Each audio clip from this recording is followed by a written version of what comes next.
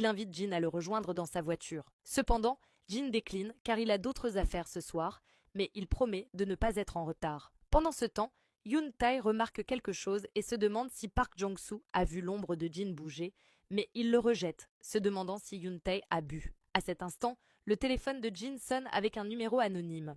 Il s'excuse et prend l'appel. C'est sa mère qui lui annonce qu'elle vient d'acheter un téléphone portable. Elle lui dit qu'elle voulait juste entendre sa voix et s'excuse si elle l'a dérangé. Jin répond « Pas du tout » avant de l'inviter à dîner ce soir, ce qu'elle accepte avec joie. Le lendemain, à Gwangnali, Busan, les chasseurs de la guilde des chevaliers attendent autour de la porte pour commencer le raid. Jong-soo est légèrement irrité, se demandant pourquoi Jin n'est pas encore arrivé, surtout qu'il commence dans 5 minutes. Pendant ce temps, Jin observe le mauvais temps et se demande si Jina a pris son parapluie avant d'utiliser l'échange d'ombre. Pendant ce temps, à l'école, 3 élèves se promènent dans les couloirs en se plaignant d'avoir à aller chercher des fournitures pour le professeur d'art. « Combien de statues en plâtre devons-nous apporter ?» demande l'un d'eux. « Il y a 6 groupes, donc probablement 6. Même si on n'en prend qu'une, on devra revenir. » Un autre garçon se plaint de la poussière et se demande quand cette salle a été utilisée pour la dernière fois. À ce moment-là, un garçon remarque une porte au fond de la salle. Son camarade, qui s'approche, lui demande pourquoi il a si peur.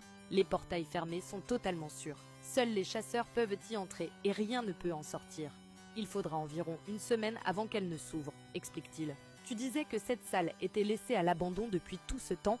Elle vient juste d'être découverte. Soudain, la porte craque et une main verte surgit pour saisir un des élèves par la tête, le soulevant dans les airs. Tandis qu'il se débat, il crie à l'aide, mais la prise se serre de plus en plus. Les autres élèves restent pétrifiés alors que leur camarade, avec qui ils discutaient il y a à peine 1 minute, est tué et des monstres commencent à surgir de la porte. Quelques éclaboussures de sang plus tard, les 3 garçons sont morts et l'arc continue ainsi.